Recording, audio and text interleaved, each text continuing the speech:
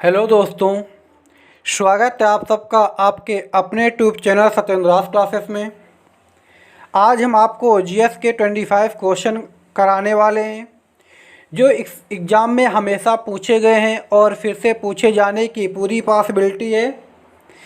तो चलिए देखते हैं आज का पहला क्वेश्चन है, भारत के महान विधि निर्माता कौन थे। समझिएगा बात को, यानी भारत के महान विधि निर्माता यानी कि जिसने यहाँ पे मानव की उत्पत्ति की है वो कौन थे, विधि निर्माता कौन थे। तो कौन थे?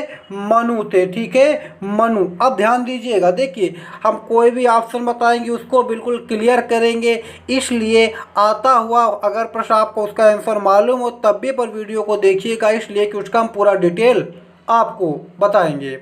तो मनु, ठीक है, ये मनु जो थे ये सबसे पहले, ठीक है, ये स्वयंभू यानी कि इनको स्वयंभू भी कहा जाता है। क्या कहा जाता है? स्वयंभू कहा जाता। क्यों? क्योंकि ये अपने आप को स्वयं से उत्पन्न बताए हैं। ठीक है, इनके साथ जो इनकी जो पत्नी थी उसका नाम क्या था? सतरूपा था। ठीक है, यानी कि जितनी भी मानव जाति है, मनुष्य की जाति है, वो इन्हीं दोनों से उत्पन्न हुई है, ऐसा माना जाता है। इसलिए महान विधि निर्माता किसे कहते हैं? मनु को कहते हैं। किसे कहते हैं? मनु को कहते हैं। अगला क्वेश्चन है, कौन सा कर प्रत्यक्ष कर नहीं है, बताना है। Direct tax. ठीक है, आपको बताना है कौन सा कर प्रत्यक्ष कर नहीं है। तो कौन सा नहीं है? उत्पाद कर। कौन सा कर? उत्पाद कर आपका प्रत्यक्ष कर नहीं है। क्यों नहीं है? देखिए, जहाँ पर कोई भी गुड्स होता, कोई भी सामान होता है, जहाँ पर ये तैयार होता है, ठीक है, मैन्युफैक्चरिंग होता, तैयार होता है, वहीं पर इस पर टैक्स लग जाता है। जब टैक्स लग जाता है तो जो इसका उस फर्म का, उस कंपनी का, उस मिल का मालिक होता है, जहाँ से ये बनता है, तो वो तो टैक्स दे देता है। तो टैक्स कहाँ से लेता? वो टैक्स हम लोगों से लेता। जब हम उस गुड्स को परचेस करते हैं तो आपने देखा होगा उस पर लिखा होता है इंक्लूसिव ऑफ ऑल टैक्स। ठीक है, यानी कि हम लोगों से टैक्स लिया जाता लेकिन हमको मालूम नहीं चलता है। तो उत्पाद कर कैसा कर है? अप्रत्यक्ष कर है, ये प्रत्यक्ष कर नहीं है। अगला क्वेश्चन है, 1 रुपये के सिक्के से अधिक के नोटों का निर्गमन कौन करता है। अगर 1 रुपये के सिक्के पूछे, ठीक है, अब तो 1 रुपये से कम वाले बंद हो गए। पहले इसके पहले 1 रुपये के चलते थे, 1 रुपये से कम के भी जो चलते थे, उनका अगर पूछता उनका निर्गमन कौन करता है, तो आंसर होता भारत सरकार करती है। यहाँ पर पूछा गया है 1 रुपये से अधिक के नोटों का, ठीक है, तो कौन करता है? रिजर्व बैंक के गवर्नर करते हैं। ठीक है, आरबीआई। एक बात समझ लीजिएगा, ये भी क्वेश्चन पूछा जा सकता है कि 1 रुपये से अधिक के नोटों पर सिग्नेचर, हस्ताक्षर किसके होते हैं, तो वहाँ पर हम क्या बताएंगे? Governor of RBI, reserve bank of India के गवर्नर के हस्ताक्षर होते हैं। जो आरबीआई है इसका गठन कब हुआ था? इसका गठन आरबीआई एक्ट 1935 के तहत हुआ था। कब हुआ था? आरबीआई एक्ट 1935 के तहत। इसका नेशनलाइजेशन कब हुआ? मीन्स राष्ट्रीयकरण कब हुआ? इसका राष्ट्रीयकरण हुआ था 1949 में। कब हुआ था? 1949 में इसका राष्ट्रीयकरण हुआ। इसके हेडक्वार्टर की बात की जाए तो इसका हेडक्वार्टर कहाँ है? मुंबई में हेडक्वार्टर है।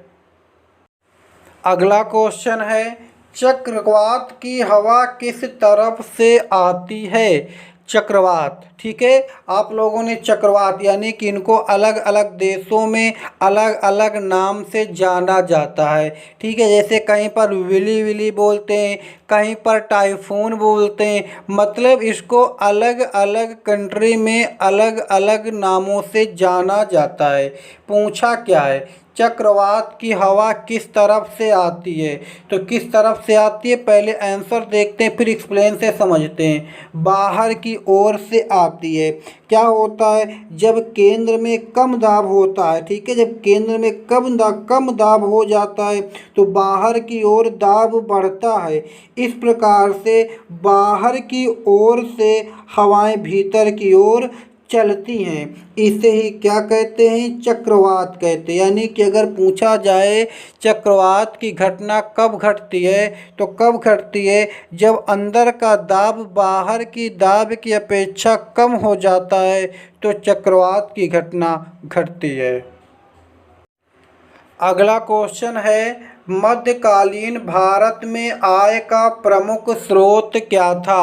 आपको बताना है मध्यकालीन भारत में जो आय का प्रमुख स्रोत था वो क्या था। तो क्या था, पहले आंसर देखते हैं फिर एक्सप्लेन से समझते हैं। क्या था, खराज था। क्या था, खराज। अब बात आती है खराज क्या था, तो ये गैर मुसलमानों से लिया जाने वाला कर था। कैसा कर था, भूमि कर था। गैर मुसलमान मतलब हिंदुओं से, ठीक है, ये खराज लिया जाता था। ये भूमि का 1/3 या 1/2 होता था। हिंदुओं से लिया जाता था खराज और मुस्लिमों से लिया जाता था उस्र। कई बार पूछा गया है। अभी हमसे किसी ने कमेंट्स करके पूछा भी था, सर उस्र क्या है? तो उस्र मुस्लिमों से लिया जाने वाला भूमि कर। जैसे हिंदुओं से खराज, उसी प्रकार मुस्लिमों से उस्र लिया जाता था। अगला क्वेश्चन है, संविधान में पहला संशोधन कब हुआ था? आपको बताना है संविधान में पहला संशोधन कब हुआ। तो पहला संशोधन कब हुआ था, 1951 में पहला संशोधन हुआ था। पहले संशोधन के तहत क्या हुआ था, तो पहले संशोधन के तहत इसमें 9वीं अनुसूची को जोड़ा गया था। किसको जोड़ा गया था, 9वीं अनुसूची को जोड़ा गया था। शुरुआत में 8 अनुसूचियाँ थी 51 के तहत, यानी पहले संविधान संशोधन के तहत 9वीं अनुसूची को जोड़ा गया। जब हम आपको पॉलिटिक्स पढ़ाएंगे तो पूरी अनुसूचियों के बारे में डिटेल से बता देंगे। वर्तमान में कितनी अनुसूचियाँ हैं, 12 अनुसूचियाँ हैं। क्वेश्चन है, भारत में सर्वाधिक सोने के सिक्के किस वंश के शासकों ने जारी किए? इससे कई प्रकार के क्वेश्चन बनते हैं। सबसे पहले किसने जारी किए, सर्वाधिक किसने जारी किए, शुद्ध किसने जारी किए? तो आज हम क्लियर कर देते हैं। क्वेश्चन है, सर्वाधिक सोने के सिक्के तो किसने जारी किए, गुप्त ने सर्वाधिक सोने के सिक्के जारी किए थे।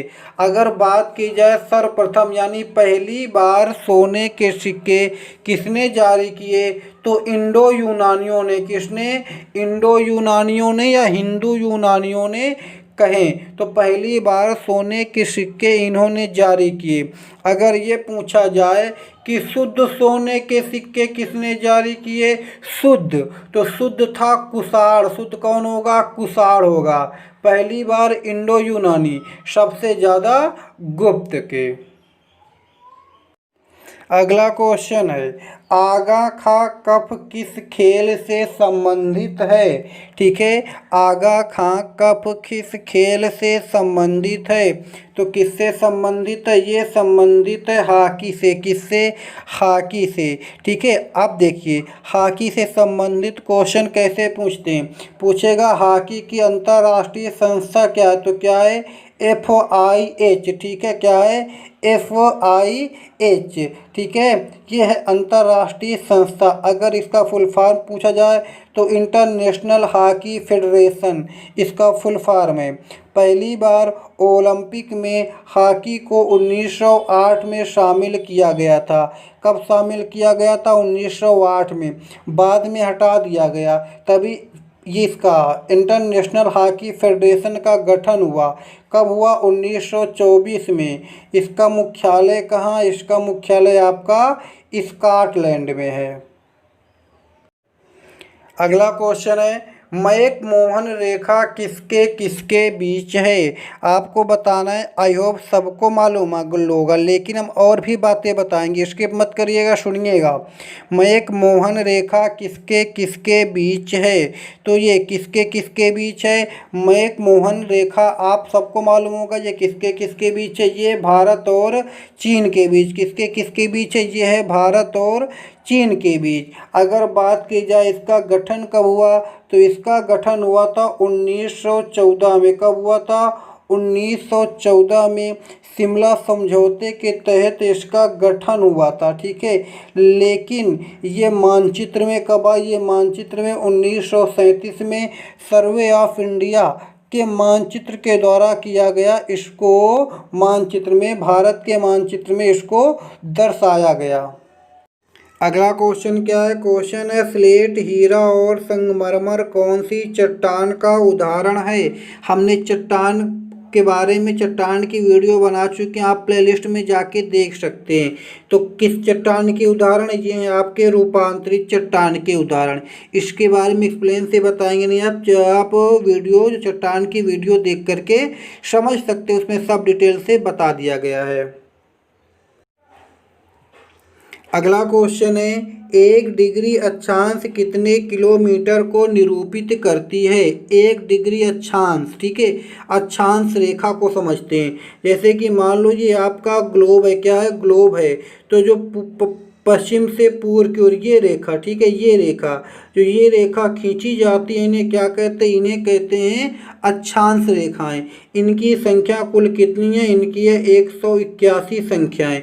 इन दो रेखाओं के बीच की दूरी कितनी होती है? तो 111 किलोमीटर होती है। कितनी होती है? 111 किलोमीटर। अगला क्वेश्चन है हिंदुस्तान रिपब्लिकन एसोसिएशन की स्थापना किसने की? तो बताइए इसकी स्थापना किसने की? इसकी स्थापना 1924 में सचिंद्र सन्याल ने की थी। किसने किया था? सचिंद्र सन्याल ने किया था। बाद में चंद्रशेखर आज़ाद जी मिल करके, भगत सिंह के साथ मिल करके इसका नाम बदल के, जब ये सचिंद्र सन्याल गिरफ्तार हो जाते हैं, तो जब ये इसको आगे चलाने वाला कोई नहीं बचता है, तो भगत सिंह और चंद्रशेखर आज़ाद मिल करके इसका नाम बदल कर इसको आगे प्रमोट करते। नाम क्या रखते हैं? Hindustan socialist Republican association. यहाँ पर सोशलिस्ट शब्द जोड़ देते हैं। अगला क्वेश्चन है पृथ्वी अपनी धुरी पर घूमती है, यह सबसे पहले किसने प्रतिपादित किया? आपको बताना है। तो किसने प्रतिपादित किया था? प्रतिपादित किया था कोपरनिकस ने, ठीक है। कोपरनिकस ने सबसे पहली बार बताया था कि पृथ्वी अपनी धुरी पर घूमती है। अगला क्वेश्चन है इलेक्ट्रॉन की खोज किसने की? बताइए इलेक्ट्रॉन की खोज किसने की? तो इलेक्ट्रॉन की खोज की थी थॉमसन या थॉमसन ने की थी, ठीक है। रदरफोर्ड ने किसकी खोज की? इसने की थी प्रोटॉन की। किसने की थी? इन्होंने प्रोटॉन की खोज किया था। चैडविक ने किसकी किया था? इन्होंने न्यूट्रॉन की किया था। किसकी किया था? न्यूट्रॉन की किया था। मेंडलीफ की आवर्त सारणी आप लोगों ने पढ़ा होगा, उसकी खोज की थी। अगला क्वेश्चन है रडार का आविष्कार किसने किया? किसका? रडार का आविष्कार किसने किया? पहले इसका फुल फॉर्म देखते हैं। फुल फॉर्म क्या होता है? Radio and detection ranging. क्या होता है? Radio detection and ranging. R से रेडियो हो गया, डी से डिटेक्शन हो गया, एंड रेंजिंग, ठीक है। इसकी खोज किसने की थी? रॉबर्ट वाटसन वाट ने की थी। किसने की थी? रॉबर्ट वाटसन वाट ने की थी। क्वेश्चन कह रहा किसी वस्तु का संवेग किस पर निर्भर करता है? आपको बताना है किसी वस्तु का संवेग किस पर निर्भर करता है। तो किस पर निर्भर करता है? देखिए P बराबर क्या होता है? mv। क्या होता है? mv। संवेग बराबर होता है m इंटू वी। m मतलब मास मतलब द्रव्यमान, v मतलब वेलोसिटी मतलब वेग। तो ये दोनों पर निर्भर करता है, द्रव्यमान और वेग दोनों पर निर्भर करता है? कौन? संवेग। अगला क्वेश्चन है, पीतल मिश्र धातु है, बताना है पीतल किससे किससे मिलके बनता है? तो ये किससे किससे मिलके बनता है? ये बनता आपका जिंक तथा तांबा किससे मिलके? Zn+Cu से मिल करके क्या बनता है? पीतल बनता है। किसकी किसकी मिश्र धातु है ये? तांबा और जिंक की। अगला क्वेश्चन है, यांत्रिक ऊर्जा को विद्युत ऊर्जा में परिवर्तन होता है या परिवर्तन करता या परिवर्तित करता है तो कौन करता है? बताइए कौन करता है? करता है डायनेमो। कौन करता है? डायनेमो करता है यांत्रिक ऊर्जा को विद्युत ऊर्जा में। इसको स्मॉल जनरेटर के नाम से भी जाना जाता है। शुरुआत में इसको जनरेटर के नाम से ही जाना जाता था। इसकी खोज किसने की थी? 1831 में माइकल फैराडे ने इसकी खोज की थी। कब? 1831 में। किसने? माइकल फैराडे ने। अगला क्वेश्चन है, ट्रेकोमा रोग किस अंग से संबंधित है? बताना है ट्रेकोमा रोग किस अंग से संबंधित है? तो बताइए किस अंग से संबंधित है? ये संबंधित है आँख से। किससे? आँख से संबंधित है ट्रेकोमा। एक होता आपका ग्लूकोमा, ठीक है, ये भी आपका आँख से ही संबंधित रोग है। पूछा जाता है आँख कितने मेगापिक्सल की होती है? बहुत इंपॉर्टेंट। तो 576 मेगापिक्सल की होती है हमारी आँख।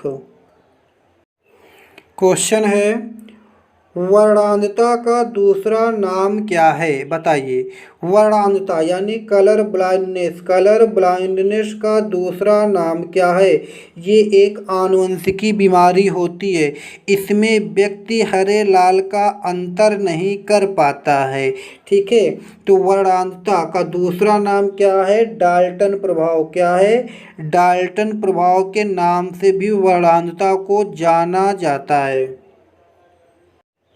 अगला क्वेश्चन है, प्रत्येक क्रिया की समान व विपरीत प्रतिक्रिया होती है, यह न्यूटन का कौन सा नियम है? बताइए। यानी कि क्रिया प्रतिक्रिया का नियम किसे कहते हैं? तो किसे कहते हैं? तीसरे नियम को, न्यूटन के तीसरे नियम को क्रिया प्रतिक्रिया का नियम कहते हैं। जैसे कि आप लोगों ने देखा होगा कि जब व्यक्ति कुएं से पानी खींचता है और रस्सी टूट जाती है तो व्यक्ति पीछे की ओर गिर जाता है। क्यों? क्योंकि वहाँ पर न्यूटन के गति का तीसरा नियम काम करता है, ठीक है। रेत पर चलना कठिन क्यों होता? क्योंकि वहाँ पर ये क्रिया प्रतिक्रिया का नियम काम नहीं करता है, ठीक है। क्वेश्चन है, मधुमेह रोग प्रभावित करता है, तो बताइए। मधुमेह, डायबिटीज, ठीक है, इंग्लिश में बोलते हैं डायबिटीज।